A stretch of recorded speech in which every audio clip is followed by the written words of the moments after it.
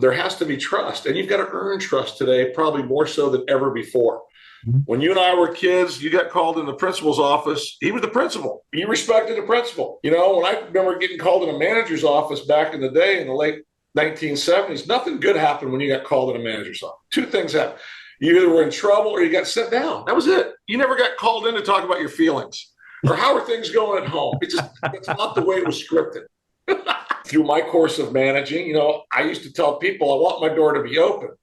And it's great to say you have an open door policy, but if nobody's coming in, it doesn't matter if your door is open or closed. They'll come in when they trust you. If they don't trust you, they're not coming in.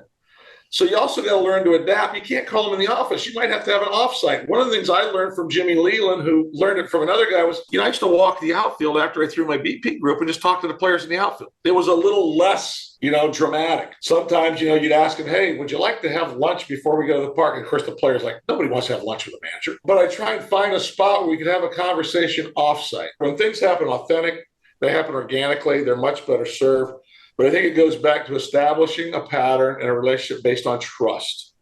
And to earn trust, I believe transparency is tantamount, as is vulnerability. Would you rather hear a story of somebody that failed and then maybe found something good at the end, or the guy that just keeps winning all the awards? We all can, I think, relate authentically to failure and to fighting back and perseverance and resiliency.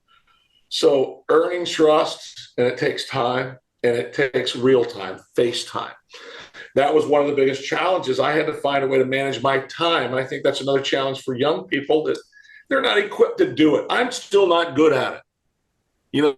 People say, well, you got to create balance in your life. You know what? I say you got to fight for balance every day you wake up.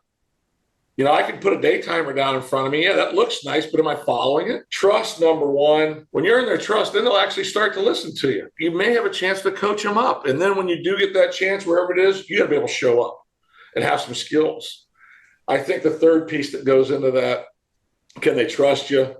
Can you make them better? But do you care about them? Know where they come from, know where they live, know what they did in school. Do they like music? Do they have a dog? Do they like to hunt, fish? What's their wife's name? It's like putting a jigsaw puzzle together. And that's what I found has given me some opportunity to have some success in developing relationships. And the only reason I can say that now is because I still to this day have many players. I'm blessed. I have many players that reach out to me. They're not players anymore. We're talking about life. I've watched them date girlfriends to turn into wives. They have kids. They develop in their own nonprofit or some other type of functional LLC that they're doing things and being of service. That's the reward. Yeah. That's the reward at the end of the day.